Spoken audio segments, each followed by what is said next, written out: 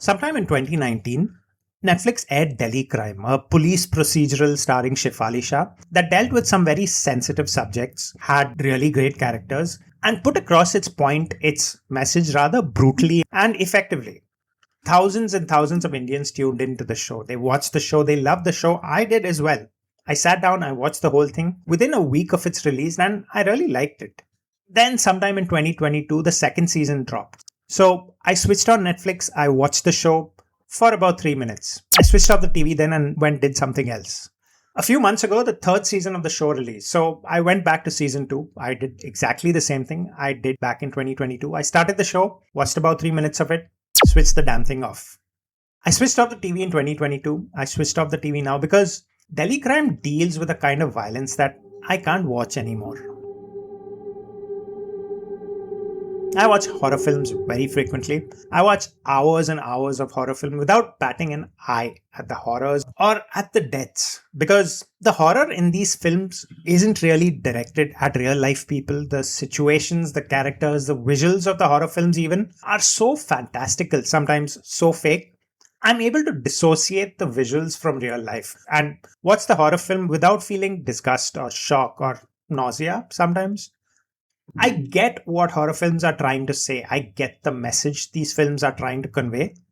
But I don't have to deal with anything really disturbing because these deaths are almost always supernatural or really, really out there. I know that's not how most people consume horror, but that's how I consume it. Sexual assault, however, is a whole different story. I can't consume stories about sexual assault. I can't consume stories where children are being hurt. I can't consume stories where real life violence happens against kids and women, and in a lot of cases, even men. I can't consume such stories because they hit a little too close to home. Not because I've been sexually assaulted or because I know someone who's been sexually assaulted, but because I have family that is very susceptible to sexual assault and violence.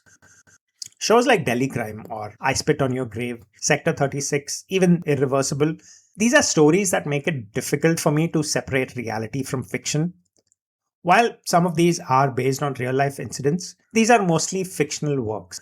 And yet the violence and the trauma in these, they're disturbingly real. I can't look at this kind of violence and still function normally after that. I'm not entirely certain how I watched the first season of Delhi Crime. I watched it when I was a lot younger. Well, Delhi Crime came out in 2019 and 2019 was just around 6 or 7 years ago. I wasn't a lot younger, but I was younger. Back then, my mind wasn't occupied by things like sexual assault, violence against children, or just violence in general. I didn't think too much about life, really. I didn't care if I lived or died or what happened to my life because nothing I did mattered. I wasn't suicidal, I just didn't care. But now I've grown up a little, of sorts. I have kids who are growing up, and with them growing up, I now have to think about their lives, their well being, and the stuff that happens on TV. It hits a little too close to home. My gut hurts thinking about that kind of violence. I write stories for a living. I write horrible, twisted, disgusting stories where deplorable things happen to people. But more often than not, these things are happening to men. If it's happening to women, it's happening in very fantastical, horrifying ways, where they're eaten by zombies or a giant space lizard pulls out their souls through their nostrils.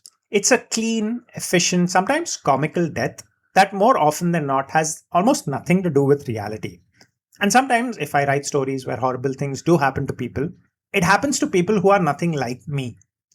I think the psychological term, the technical term for this is being a freaking idiot.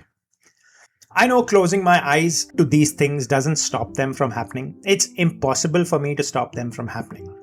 For as long as I live, people will continue to do horrible, deplorable things to women and children and even men. And I'll have to live with that. Until a time when the problem has been dealt with once and for all, which is not in my lifetime, I'll continue avoiding media that makes me think about such things. Instead, I'll watch media that shows us space bugs synthesizing human spleens to decorate their mantelpieces. And I'll laugh and pretend the world isn't a horrible, horrible place.